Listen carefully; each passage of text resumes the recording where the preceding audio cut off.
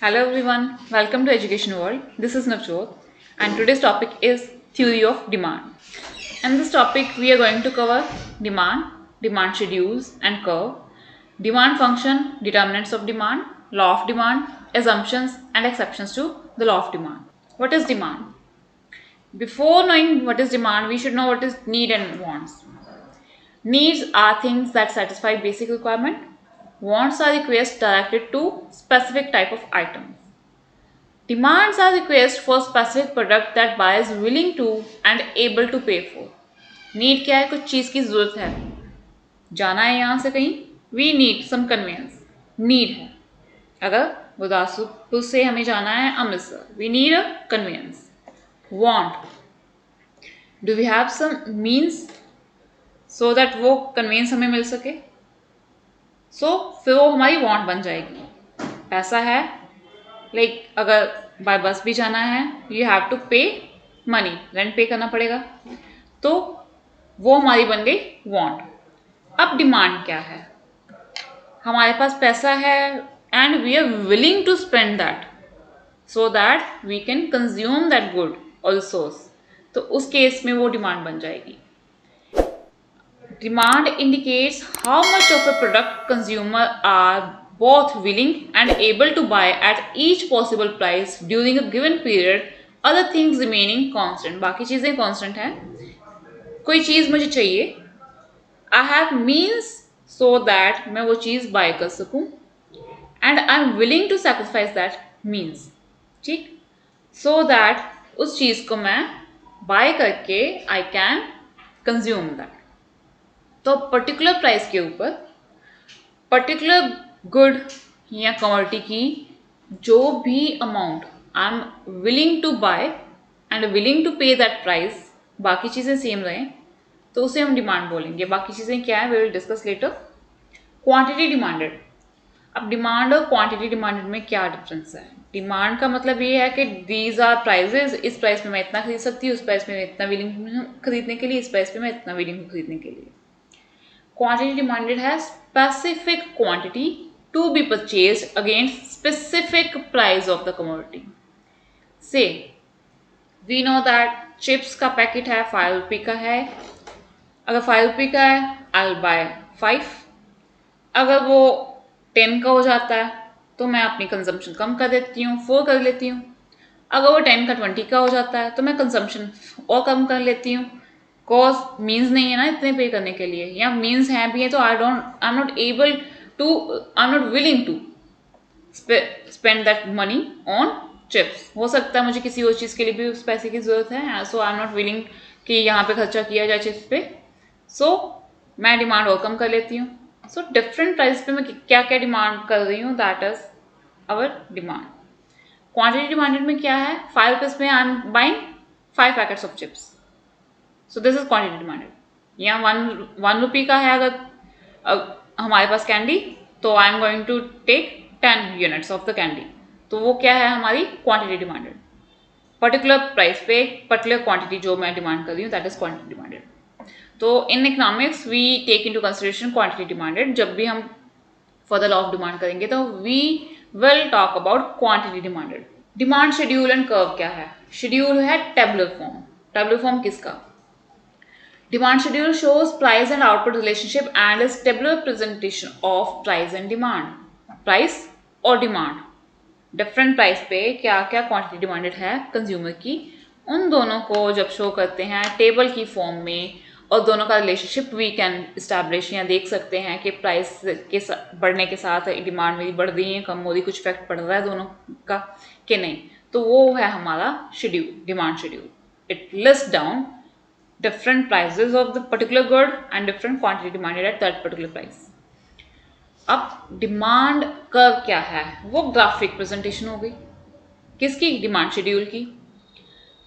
Demand curve is graphic presentation of demand schedule expressing relationship between quantity demand and price of the good. जैसे we can see that यहाँ पे Px stands for price of x commodity. 1 2 3 4, अगर price है ₹1, price है ₹2, price बढ़ के 3 हो गया या 4 हो गया.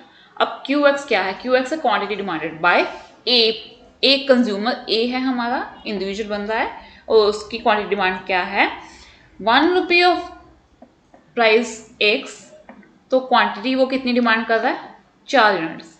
जब 2 का हो जाती है प्राइस तो क्या हो गई, उसकी डिमांड कम होगी 3 यूनिट्स। जब प्राइस बढ़ के 3 रुपये हो गया तो डिमांड की होगी कम होगी 2 रुपये। Likewise QXB stands for quantity demand by another consumer, एक और कंज्यूमर है हमारे पास। So this is individual demand, एक इंडिविजुअल पर्सन कितनी डिमांड कर रहा है, ए ने कितनी डिमांड की, बी ने कितनी डिमांड की, अलग अलग डिमांड।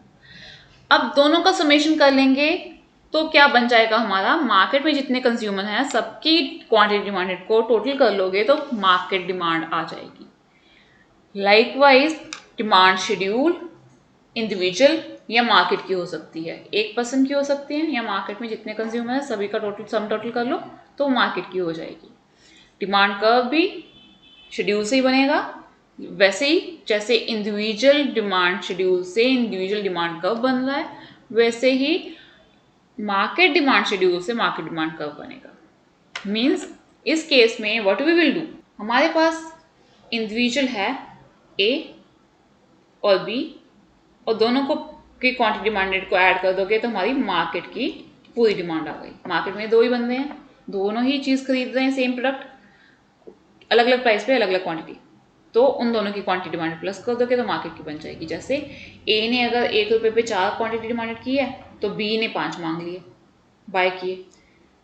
अगर 2 रुपये पे 3 अगर ए मांग रहा है तो बी 4 मांग रहा है, तो दोनों को प्लस करके हमारी मार्केट की 7 हो गई हो। से अब हमारे पास 10 कंज्यूमर, तो 10 की डिमांड प्लस कर लोगे इंडिविजुअली, टोटल करके एग्रीगेट आ जाएगा, तो वो मार्केट डिमांड किसकी आ जाएगी, ओवरऑल। अब डिमांड कर्व और उसकी स्लॉप, डिमांड कर्व कैसे बनेगा, डिमांड शेड्यूल क्वांटिटी डिमांडेड हमें प्राइस पे गिवन है, तो we will draw like this, we have 2 types of axes, X and Y, ठीक है, ये एक्स एक्सिस है, ये हमारी वाई एक्सिस है। हमेशा एक्स एक्सिस पे हमारी क्वांटिटी डिमांडेड होगी और यहाँ पे हमारा प्राइस आएगा। जैसे मान लेते हैं 1 2 3 4 प्राइस आ गया, क्वांटिटी आ गई 1 2 3 4, 1 रुपये पे उसने क्वांटिटी डिमांड की 4, 2 रुपये पे उसने 3 क्वांटिटी डिमांड कर ली, 3 रुपये पे उसने 2 डिमांड कर ली, 1 रुपये पे उसने 4 डिमांड कर ली। तो ये जो कनेक्टिंग पॉइंट्स हैं इनको ज्वाइन करके we will get demand curve. तो ये हमारा डिमांड कर्व जो है नीचे की ओर जा रहा है, it means it is downward sloping, negative ही होगा हमेशा। हाँ, exceptions are always there, but generally we will say demand curve slopes downward, negative slope होती है डिमांड कर्व की। लाइकवाइज इंडिविजुअल की डिमांड बनाई, अगर मार्केट की डिमांड बनाओगे तो प्राइस ऑफ एक्स ले लोगे और क्वांटिटी डिमांडेड विद एग्रीगेट ले लोगे इस केस में, so that we get to know कि मार्केट में डिमांड कितनी है। डिटर्मिनेंट्स ऑफ डिमांड, हमने डेफिनेशन की, जब डिमांड की मीनिंग किया तो अदर थिंग्स रिमेनिंग सेम बोला, other things remaining same, particular price पे कितनी वो डिमांड कर रहा है गुड की। लेकिन अदर थिंग्स क्या आती हैं, हम यहाँ पे डिटर्मिनेंट्स की बात करते हैं कि डिमांड को इफेक्ट क्या क्या कर रहा है, उसी में अदर थिंग्स आ जाएंगी सारी। When we express the relationship between demand and its determinants mathematically, relationship is known as demand function. जब mathematical expression में शो कर देंगे इक्वेशन की फॉर्म में तो we will find out कि डिमांड फंक्शन है क्या। Demand for product X can be written in functional form, किस फॉर्म में लिख सकते हैं फंक्शनल फॉर्म में, dx is function of px y p note t a e n। अब ये शॉर्ट फॉर्म है किस चीज़ की, dx है क्या हमारा, dx is the demand of x commodity, उसको dx डिनोट करेंगे x commodity की डिमांड को। it is function of what, price of x means price of that x commodity। फिर y को हम डिनोट करते हैं कंज्यूमर इनकम के साथ। Price of other related goods आ जाती हैं, जैसे सब्स्टिट्यूट गुड्स आ गई, कॉम्प्लीमेंट्री गुड्स आ गई। अब सब्स्टिट्यूट कैसे कर लेते हैं, अगर हम पेप्सी बाय कर रहे हैं तो कोका कोला उसका प्राइस देख लेंगे, सब्स्टिट्यूट ही है। टी पसंद है हमें, टी का प्राइस देखते हैं तो हम कॉफ़ी का प्राइस भी देख लेते हैं। अगर कॉफ़ी का कम हो जाएगा लोग क्या करेंगे, कुछ लोग शिफ्ट भी हो सकते हैं टी की बजाय कॉफ़ी की तरफ। Then T stands for here not T stands for here taste and preference. Means consumer का टेस्ट क्या है और प्रेफरेंस क्या है, वो किस चीज़ को प्रेफर कर रहा है, फास्ट फूड ज़्यादा प्रेफर करता है या घर का खाना प्रेफर करता है, उसके अकॉर्डिंगली उसकी डिमांड होगी। Next A stands for advertising. Advertising भी आजकल काफ़ी इफेक्ट करती है पर्टिकुलर पर्सन की, कंज्यूमर्स की डिमांड को। फॉर एग्जांपल आजकल आप देखो तो बच्चों को लेकर कई एड्स इस तरीके से बनाई जाती हैं कि बच्चे देखकर ही चीज़ मांगने लगते हैं। Then we have E expectations. Consumer की एक्सपेक्टेशंस क्या है, आने वाले टाइम पे उसे क्या लगता है कि ये गुड जो है उसका प्राइस बढ़ेगा, कम होगा, या इसकी डिमांड बढ़ेगी, कम होगी, या कंपनी बंद होने वाली है। Many times we have seen कि कोई पर्टिकुलर प्रोडक्ट काफ़ी मार्केट में चल रहा है बट कंपनी ने उसकी क्या है मैन्युफैक्चरिंग बंद कर दी सेम प्रोडक्ट की, तो कंज्यूमर की एक्सपेक्टेशन क्या है उसके रिगार्डिंग अब चेंज हो जाएगी। वो क्या करेगा, उस चीज़ को प्रोडक्ट को क्या करेगा, डिमांड करेगा कि नहीं करेगा, या उसके मन में यही आएगा कि प्रोडक्शन बंद हो गई है, हो सकता है मैंने ये बाइक ली थी, प्रोडक्शन बंद हो गई, इसके स्पेयर पार्ट मुझे मिलेंगे या नहीं मिलेंगे। सो एक्सपेक्टेशन चेंज होगी तो डिमांड भी चेंज होगी, इसके साथ डायरेक्टली रिलेटेड होती है। Then we have N is the number and composition of consumers. Means के होल इकोनॉमी में या मार्केट में कितने नंबर ऑफ कंज्यूमर्स हैं, ज़्यादा हैं तो डिमांड भी ज़्यादा होगी। कंपोजिशन क्या है, कंपोजिशन मीन्स किस एज के हैं वो, बच्चे ज़्यादा हैं, यंग ज़्यादा हैं, या हमारे ओल्ड एज रिटायरी ज़्यादा हैं लोग। Then distribution of the income, हमारी इकोनॉमी में लेवल ऑफ इनकम क्या है और डिस्ट्रीब्यूशन इक्वल है या नहीं है। इक्वल है तो उसके अकॉर्डिंगली ही डिमांड होगी, मीन्स सभी गुड्स की डिमांड होगी। अगर अनइक्वल डिस्ट्रीब्यूशन है तो नो डाउट रिच पीपल अगर ज़्यादा है तो वो किस चीज़ की डिमांड करेंगे, लग्जरीज गुड की, दैन कि वो कंफर्ट्स की बात करें।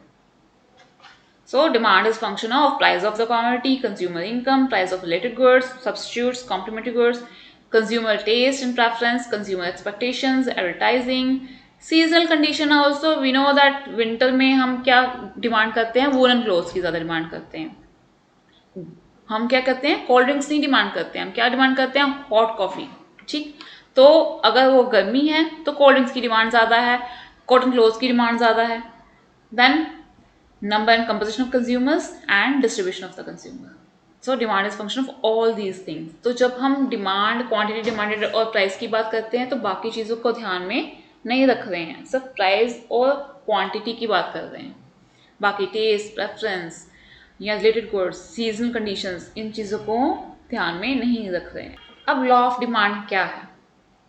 Law of demand says that quantity demanded varies inversely with price. Inversely means opposite चलती है प्राइस से। प्राइस बढ़ेगा तो डिमांड क्या होगी, कम। Other things remaining same, ceteris paribus means other things remaining same, बाकी चीज़ें सेम रह रही हैं। अब हमने देखा demand is function of this this this this this, जिसमें से एक है वो प्राइस ऑफ द कमोडिटी। तो लॉ ऑफ डिमांड क्या कर रहा है, बाकी चीज़ें कॉन्स्टेंट है, सेम है, चेंज नहीं हो रही। कंज्यूमर की इनकम चेंज नहीं हो रही, price of related goods change नहीं हो रही, कंज्यूमर का टेस्ट, प्रेफरेंस, एक्सपेक्टेशन या seasonal conditions, composition, distribution of income, सब कुछ सेम रह रहा है यहाँ पे। और प्राइस बढ़ने से डिमांड कम हो रही है, डिमांड कम हो रही है प्राइस बढ़ने से, या प्राइस अगर कम हो जाता है डिमांड बढ़ी, या प्राइस बढ़ गया तो डिमांड कम हो गई, मीन्स ऑपोजिट चलेगा।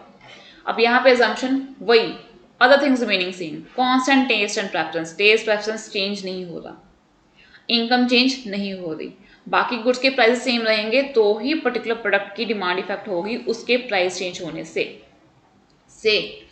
अगर हम पेप्सी और कोक की बात कर रहे हैं तो पेप्सी का प्राइस 20 है, कोक का प्राइस भी 20 है। अगर कोक का प्राइस 20 के बजाय क्या हो जाता है 30 बढ़ गया तो लोग 20 वाली पेप्सी भी खरीद सकते हैं, काम तो दोनों सेम ही कर रहे हैं। ठीक है, तो क्या होगा, पेप्सी का प्राइस चेंज होने से पेप्सी की डिमांड चेंज हो रही है, या कोक के प्राइस चेंज होने से कोक की डिमांड चेंज हो रही है। हम सब्स्टिट्यूट गुड्स को नहीं ध्यान में रखेंगे, यहाँ पे सिर्फ एक पर्टिकुलर क्वांटिटी और उसी की क्वांटिटी और उसी के प्राइस को ध्यान में रखेंगे। बाकी के प्राइस सेम रहेंगे। No change in expectation, expectation भी चेंज नहीं होगी। अब this is the demand schedule. P X is price, price जो है हम रुपीज में डिनोट करते हैं हम, and this is our quantity demanded. अब इसको कैसे आप डिनोट करोगे? अब जब हमारा प्राइस है 1 रुपी, तो हमारी क्वांटिटी डिमांडेड हो जाती है 4, और जब हमारा प्राइस है 2 रुपी, तो हमारी क्वांटिटी डिमांडेड क्या हो जाती है? कम। यही लॉ ऑफ डिमांड है। जब हमारा प्राइस प्रोडक्ट का बढ़ रहा है तो क्वांटिटी डिमांडेड ऑटोमेटिकली कम हो रही है, बाकी चीज़ें हमारी रह रही हैं सेम। तो जब हम प्राइस बढ़ने से हमारी क्वांटिटी डिमांडेड कम हो रही है एंड प्राइस कम होने से हमारी क्वांटिटी डिमांडेड बढ़ रही है, this is law of demand. लेकिन एक अजम्पशन है, other things remaining the same, और इसी वजह से we say demand curves is sloping downward, and this is our D demand curve. We have price and quantity inversely relationship, they are related to each other but inverse relationship है दोनों का। सो यहीं से हम अपना क्या करेंगे, इसका स्लोप। स्लोप क्या है? Change in price over change in quantity. This is slope of the demand curve. D D is denoted as demand curve, कि प्राइस में जो चेंज आया 1 यूनिट, क्वांटिटी में कितना चेंज आया 1 यूनिट। बट ये नहीं हम बोलते हैं कि 1 यूनिट चेंज आएगा अगर प्राइस में, तो क्वांटिटी डिमांडेड भी 1 यूनिट ही चेंज होगी। नो, ये ज़्यादा भी हो सकती है, कम भी हो सकती है। 1 रुपया बढ़ने से कम होने से हो सकता है 10 यूनिट चेंज हो गए यहाँ पे क्वांटिटी डिमांड में। So we can say that opposite direction में चलेंगे, बट ये नहीं पता कितना चलेंगे। सो स्लोप ऑफ डिमांड का is negative, downward sloping. Slope जो है कैसे कैलकुलेट करोगे? Change in price upon change in quantity. Reason क्या है slope of demand curve negative होने के? यहाँ लॉ ऑफ डिमांड क्यों चल रहा है कि प्राइस बढ़ा, क्वांटिटी डिमांडेड कम, प्राइस कम हुआ, क्वांटिटी डिमांडेड इंक्रीज हो गई। क्यों? Law of diminishing marginal utility, that we have already done. Utility क्या है? Want satisfying power of a good, जो कंज्यूमर की गुड्स को सेटिस्फाई कर, कंज्यूमर की डिमांड्स को सेटिस्फाई कर रही है। अब वो क्या करते हैं कि जैसे जैसे कंज्यूमर ज़्यादा यूनिट कंज्यूम करता जाएगा कॉन्टिन्यूसली एक ही प्रोडक्ट के, तो उसकी क्या है, मार्जिनल यूटिलिटी उसकी कम होनी शुरू हो जाएगी, जिसकी वजह से वो डिमांड भी कम कर देता है।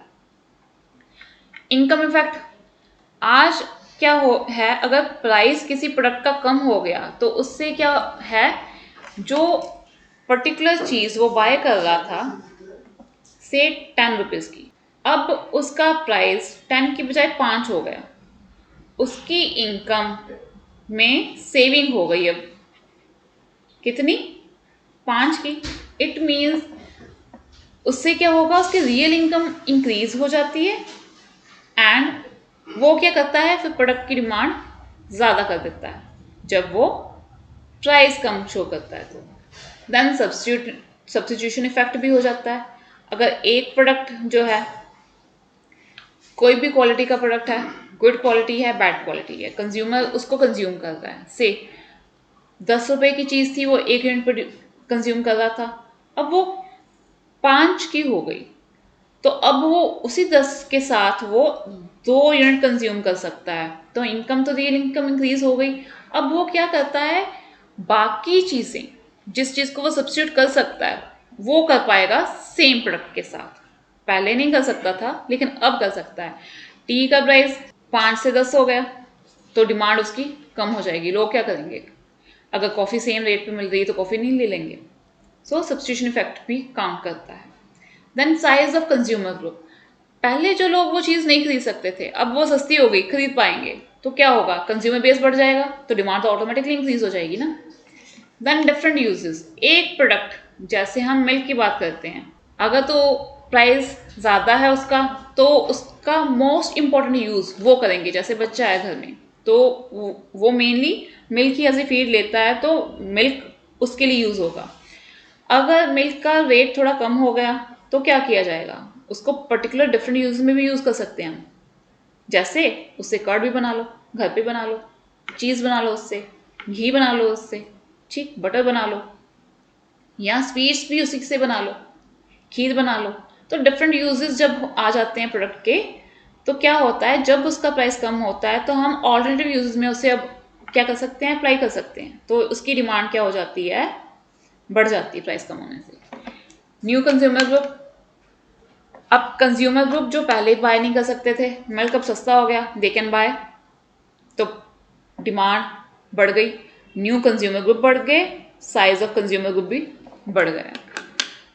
सो दीज आर द रीजन कि why demand curve slopes downward, law of diminishing marginality, income effect, substitution effect, size of consumer group, different uses, and new consumer group. अब we have some exceptions to the law of demand. Law of demand कहता है other things remaining the same, price increase होने से demand कम होगी या price decrease होने से demand ज़्यादा होगी, मीन्स इनवर्स रिलेशनशिप रहेगा, दोनों में ऑपोजिट चलेंगे। लेकिन हर चीज़ की एक्सेप्शन होती है, कहीं ना कहीं वो लॉ फेल भी हो जाता है, because we have economic laws based on numerous assumptions, वही उसका क्रिटिसिज्म बन जाते हैं और वही चीज़ें एक्सेप्शन भी बन जाती हैं। से सबसे पहले insignificant proportion of income spent goods with no substitute. कुछ गुड्स हैं जिनके सब्स्टिट्यूट नहीं है, मैस्टिक उसका सब्स्टिट्यूट है क्या, लाइटर यूज कर सकते हो, बट हम अपनी इनकम का बहुत स्मॉल प्रोपोर्शन अगर उसके ऊपर स्पेंड कर रहे हैं तो we don't take much consideration of the same, कि हमें वो चीज़ अगर उसका प्राइस बढ़ गया है तो वो छोड़ देनी चाहिए, दूसरी चीज़ कंज्यूम करनी चाहिए या उसकी डिमांड कम करनी चाहिए। नहीं, जो चीज़ हमें रिक्वायर्ड है वो रिक्वायर्ड है। जैसे सॉल्ट है, रिक्वायर्ड है, क्लियर, और सॉल्ट का सब्स्टिट्यूट भी नहीं है, तो प्राइस बढ़ने से क्या आप सॉल्ट खाना बंद कर दोगे? नहीं, वो तो खाओगे खाओगे, वो तो ज़रूरी है हमारे लिए। तो क्या है, उसका प्राइस बढ़ने से उसकी डिमांड में ज़्यादा चेंज नहीं आता है। उसके बाद इन्फीरियर गुड या गिवन गुड, इन्फीरियर गुड्स के केस में ये ऑपोजिट चलता है, law of demand doesn't hold good. Inferior good वो गुड है जो लोगों को तब खरीदनी पड़ रही है जब उनकी इनकम बहुत कम है और इन्फीरियर गुड्स के प्राइस कम है। जब इन्फीरियर गुड के प्राइस अगर बढ़ जाते हैं तो क्या लोग उसी गुड को बाय करेंगे? अगर सेम रेट पे बेटर क्वालिटी गुड मिल रही तो वो बेटर क्वालिटी नहीं बाय करेंगे। सो उल्टा चलता है यहाँ पे। आर्टिकल ऑफ डिस्टिंक्शन या Veblen goods snob appeal, consumer क्या करता है, जो डिस्टिंक्शन करता है बंदे की, उस आर्टिकल को बाय करने में दे आर मोर इंटरेस्टेड। जैसे लग्जरीज की बात होती है, जब डायमंड्स की बात होती है, एंटीक पीसेस की बात होती है, स्टेटस सिंबल की बात होती है, तो व्हाट दे से, रिच पीपल अपना स्टेटस सिंबल शो करने के लिए सोचते हैं ये इस गुड का प्राइस इंक्रीज हो गया, it means this is better quality, अच्छी क्वालिटी की गुड है, तो उसकी डिमांड और बढ़ा देते हैं। क्लियर? तो वेबलन गुड भी यही चीज़ है। अगर एंटीक पीसेस हैं उस केस में भी ये law of demand doesn't hold good. जिसको जिस चीज़ की हॉबी है वो उसे बाय करेगा ही करेगा। एंटीक का शौक रखते हैं वो जितनी भी महंगी हो जाए ऑक्शन में जाएंगे, खरीदेंगे ही लोग। तो लॉ ऑफ डिमांड यहाँ पे it doesn't hold good. Demonstration effect, एक दूसरे की देखा देख, अगर एक ने दूसरे की तरफ वो चीज़ देख ली, चाहे वो महंगी है, उसका प्राइस बढ़ गया, उसने कहा ये चीज़ क्वालिटी की है, तो उसने बाय की है तो वो बंदा भी बाय कर रहा है। मीन्स कि एक दूसरे को देख देख के भी लोग कुछ बाय करते हैं कुछ चीज़ें, तो उस केस में भी law of demand doesn't hold good. Future expectation of prices, आज पता है कि प्राइस पेट्रोल के हैं से 95, 96, कल को पता प्राइस और बढ़ जाएंगे। आज न्यूज़ आ गई कल से प्राइस बढ़ने वाले हैं, तो आज अभी चाहे 90 से 96 हो गए, वी विल परचेज मोर, ताकि कल को जो और प्राइस बढ़ेंगे पता नहीं कितने बढ़ेंगे, तो उस केस में भी लॉ ऑफ डिमांड की एक्सेप्शन आ जाती है। फ्यूचर तक हमें लगता है कि प्राइस और बढ़ने वाले हैं तो आज ही इसी चीज़ को बाय कर लो, चाहे हाई रेट ही है। Ignorance, sometime consumer is ignorant towards something, कुछ चीज़ पसंद आ जाती है, रेट वो नहीं देखता है, वो बाय करता है। उसके साथ साथ कुछ हैबिट होती हैं, जैसे ड्रंकर्ड पीपल हैं, चाहे जितना मर्जी गवर्नमेंट टैक्सेस लगा के रेट बढ़ा दे किसी चीज़ का, चाहे वो तंबाकू है, चाहे वो सिगरेट्स है, चाहे अल्कोहल है, लिकर है, लोग उसे बाय करेंगे, क्यों? एडिक्शन है ना इस चीज़ की। So these are exceptions to the law of demand. इस केस में law of demand doesn't hold good. तो उस केस में क्या होगा? डाउनवर्ड होगा स्लोपिंग डिमांड कर्व? नहीं, इस केस में हमारा डिमांड कर्व गोज अपवर्ड। जैसे जैसे प्राइस बढ़ गया चीज़ का, डिमांड भी बढ़ गई। हमें पता है कि आज डायमंड लोग, अमीर लोग खरीद रहे हैं, तो उन्हें पता है कि इसका प्राइस बढ़ेगा तो वो और खरीदेंगे उस चीज़ को। क्यों? बिकॉज स्टेटस सिंबल है उनका। लेकिन अगर वो प्राइस कम हो जाता है तो rich people they shift to something else, because उन्हें पता है कि ये अब आम पीपल की रीच में आ गया, तो अब उनका स्टेटस सिंबल रहा नहीं। सो इस केस में भी वो प्राइस कम होने से डिमांड इंक्रीज नहीं कर रहे हैं, so उसके अलावा वो क्या कर रहे हैं? डिमांड उसकी डिक्रीज कर रहे हैं। तो लॉ ऑफ डिमांड की एक्सेप्शन आ जाती है कुछ इन केसेस में। सो जो भी लॉ हमारे इकोनॉमिक्स में बने हैं, कुछ अजम्पशंस के बेस पे बने हैं। assumptions if doesn't hold good तो भी वो लॉ नहीं चलेगा, अगर थिंग्स चेंज हो गई तो।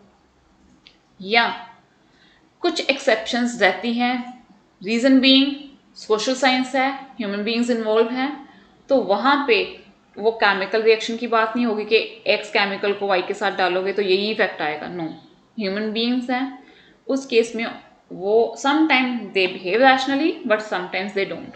तो लॉ ऑफ डिमांड के भी ऐसे कुछ एक्सेप्शंस आ जाती हैं।